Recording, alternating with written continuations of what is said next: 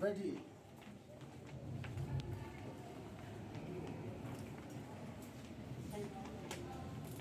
नमस्कार। अजीता तिवारी मैडम, आपका रिज्यूमे पढ़ा, उसमें आपने अपने अकादमिक परिचय में जो क्लास वाइज अपनी उपलब्धियाँ वर्णित की हैं, तो उसमें चौथी से छठवीं तक आपके जो अकादमिक उपलब्धि है बढ़ी हुई है। इसके बाद सातवीं से आठवीं तक जो आपकी अकादमिक उपलब्धि है वो कम होने लगी है। तो इसके लिए आप किन परिस्थितियों को उत्तरदायी मानते हैं, किस कारण ये हुआ? सर, मेरी पारिवारिक परिस्थितियाँ ऐसी रहीं कि मुझे जिम्मेदारियाँ ऐसी रहीं मुझे कि जिससे कि पढ़ाई का समय नहीं मिला और पढ़ाई पर जितना मुझे ध्यान देना था उतना मैं नहीं दे पाई। और इसी कारण यही आज मैं इस स्थिति में हूँ कि जो मैं चाहती थी, पढ़ना चाहती थी और आगे बढ़ना चाहती थी, तो मैं नहीं पढ़ पाई। मैंने इसका ये अर्थ हुआ कि 3 वर्ष तक आपकी जो पारिवारिक समस्याएं थी वो उत्पन्न नहीं हुई थी। जी। इसके बाद चौथे वर्ष से समस्याएं उत्पन्न होने लगी, तो आपके जो अकादमिक उपलब्धि पर प्रभाव पड़ा। जी। बस। मैडम, ये आपके रिज्यूम में लिखा है कि आप विद्यालय स्तर पर खेलकूद में खेलती रही हैं, रुचि रही है आपकी।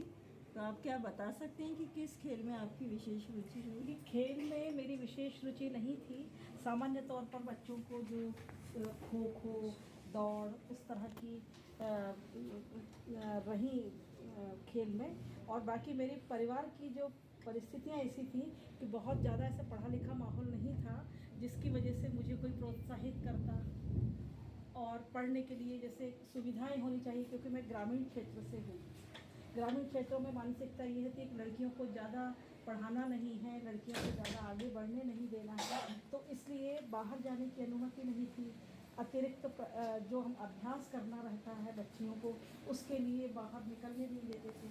इस कारण ये रहा कि विद्यालय स्तर पर ही मैंने जो खेल खेलती थी वही खेल मैंने खेले, और बाकी जिला स्तर पर, संभाग स्तर पर जाने का तो प्रश्न ही नहीं है। ग्रामीण क्षेत्र में जो खेल खेले जाते हैं, आपने जैसे बताया कि खो खो खेला आपने, तो क्या आप बता सकते हैं कि खो खो की एक टीम में कितने खिलाड़ी खेलते हैं? 11।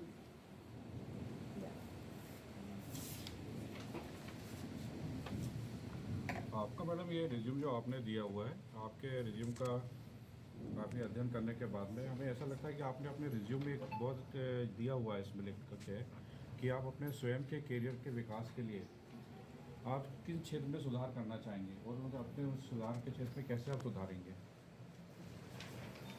मेरी समाज सेवा में ज़्यादा रुचि है। जी क्योंकि पढ़ाई ज़्यादा हुई नहीं, जी। तो मैं बहुत अच्छे उसमें तो प्रयास करूंगी भी, क्योंकि इतनी ज़्यादा कंपटीशन है, इतने ज़्यादा प्रतियोगी रहते हैं, और कंपटीशन में तो जाहिर है कि मेरा चयन वहाँ होगा नहीं।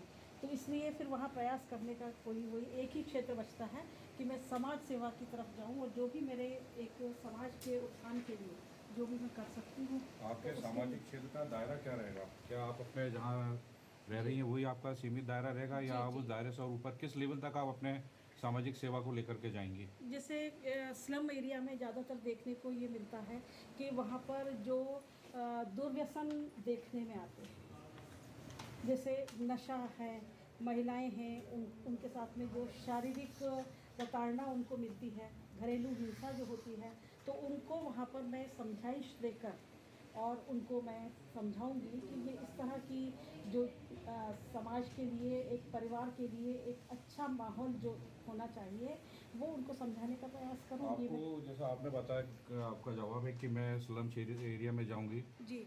स्लम एरिया में विभिन्न टाइप के लोग रहते हैं, क्या आपका वहाँ अकेले जाना मैं हो पाएगा? अपनी एक टीम तैयार करूँगी उसके लिए, जो जो मेरी सोच रखते हैं, और उनके साथ में एक टीम वर्क में काम करूँगी उनके साथ।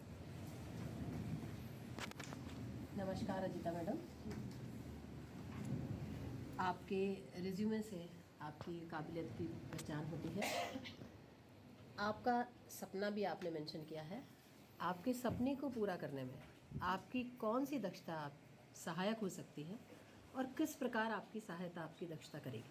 देखिए, मेरे शिक्षा जो है व्यक्ति को आर्थिक समस्या से भी ऊपर उठाती है।